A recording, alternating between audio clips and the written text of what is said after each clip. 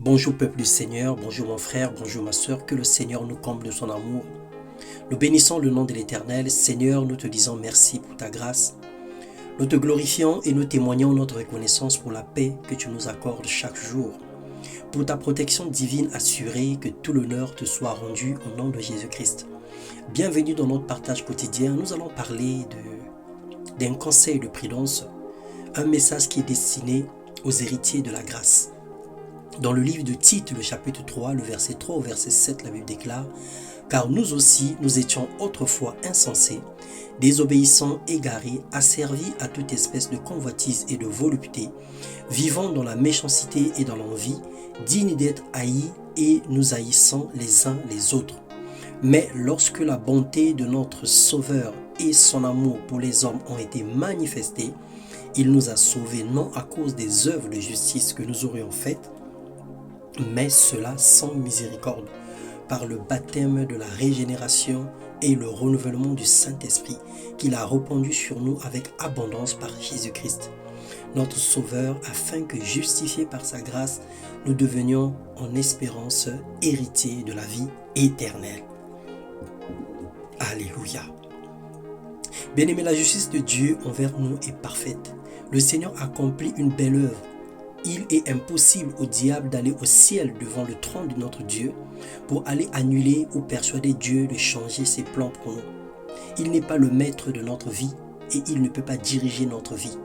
Par contre, il peut nous distraire pour nous éloigner du plan parfait de Dieu, selon 1 Corinthiens 7, 35.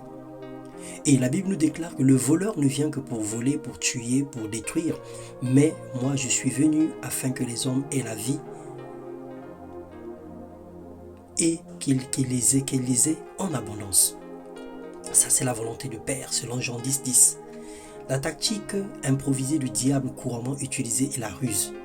Il amplifie de façon mensongère les épreuves dans nos vies, nous inflige des oppressions, il nous présente des distractions pour nous attirer dans le monde. Il nous fera croire qu'avec Dieu, nous sommes médiocres et en retard par rapport à la vie. Il nous montrera la gloire du monde, la luxure et les convoitises en comparaison avec les galères de la vie chrétienne pour nous faire croire que Dieu n'existe pas. Le diable, il est menteur, il est rusé. Il va essayer de te dire que malgré tes prières, tu ne reçois rien de Dieu, alors abandonne, reviens dans le monde. C'est pourquoi, bien-aimés, saignons nos reins de notre entendement.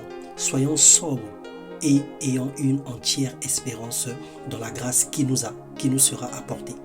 Lorsque Jésus-Christ apparaîtra, comme des enfants obéissants, ne nous conformons pas aux convoitises que nous avions autrefois quand nous étions dans l'ignorance. Ne nous conformons pas au siècle présent, mais soyons transformés par le renouvellement de l'intelligence et de la sagesse. Que Dieu nous donne d'être prudents comme le serpent, que Dieu nous donne de faire excessivement attention, de s'accrocher à la grâce et de s'attendre à lui.